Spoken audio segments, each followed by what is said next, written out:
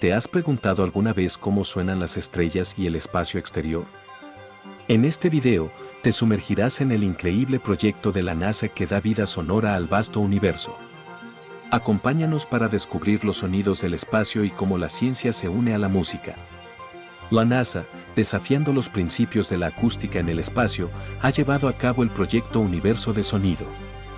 Este ambicioso proyecto, liderado por la compositora Sophie Kastner, transforma datos visuales del cosmos en pistas de audio, creando así una experiencia sensorial única.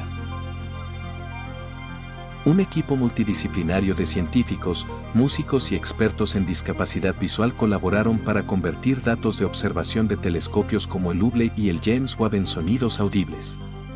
El resultado es una interpretación sin precedentes del espacio.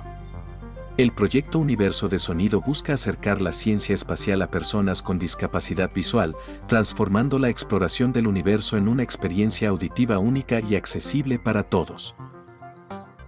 Para los apasionados del cosmos, la NASA ofrecerá esta biblioteca de sonidos espaciales para descarga.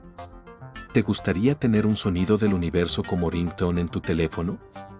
Pronto podrás hacerlo. No te pierdas esta oportunidad de explorar el cosmos a través de tus oídos.